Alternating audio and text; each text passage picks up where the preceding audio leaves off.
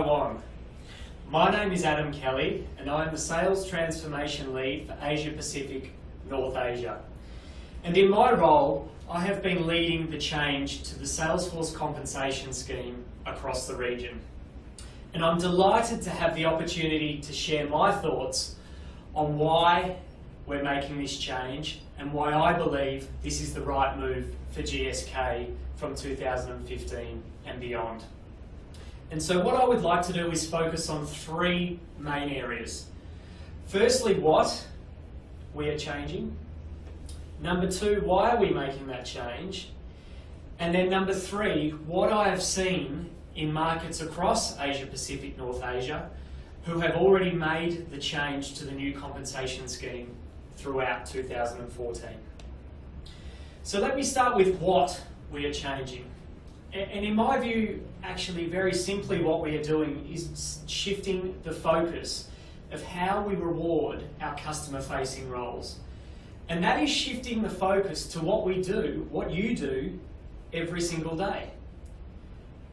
And that is using your scientific knowledge to have great discussions with your customers day in and day out.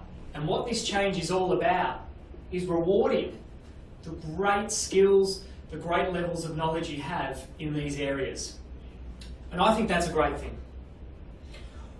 I do want to make one point really clear, which is what we are not changing. And what we are not changing is your role.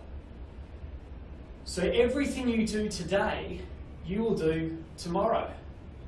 All that changes is how we reward and recognise you will be through the quality of what you do and not the end outcome of a sales result. And why are we doing that? In my view, primarily we're doing that for two reasons. Firstly, to build trust, and to build trust with our healthcare professionals across the globe. And how will this help us do that?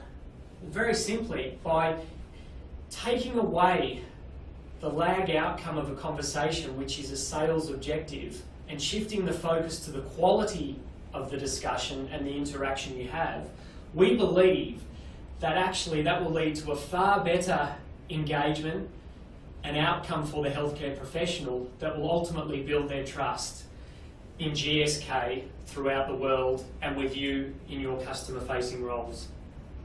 And number two, we actually believe that this will support you in the quality of what you do by shifting the focus to your knowledge, to your patient-focused selling, to your business planning, and putting much more of a focus from a coaching perspective, a training perspective on those areas to support you in helping your customers. So now I'd like to share some feedback from how the transition to the new compensation scheme has gone in markets across Asia Pacific. And what I can share with you is that we already have 6 markets throughout the region live on the new scheme. And the feedback I've had so far, and this feedback is from reps that I've been out in the field with first-line sales managers that I've spoken to, as well as second-line sales managers, is that actually the new compensation scheme has been really well received.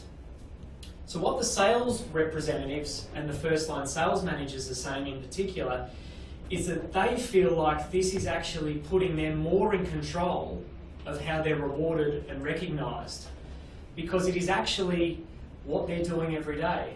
And by doing it in a really great way, they feel like they have control of that, which will then ultimately lead to how they're rewarded and recognised. And that is actually leading to, in a number of markets, actually an increase in Salesforce morale, which I think is a great thing.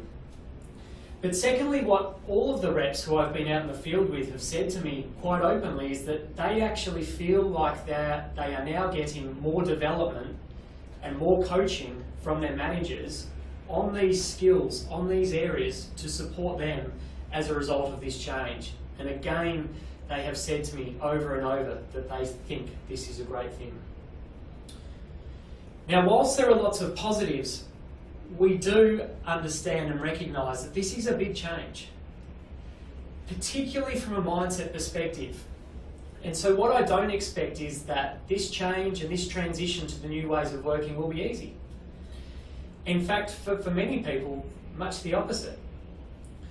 So what I would ask you actually through this change is firstly just to always bring yourself back to the what we're changing and the why we're doing it, and ultimately the benefit we think that will bring to customers and also patients then as a result of this making this change.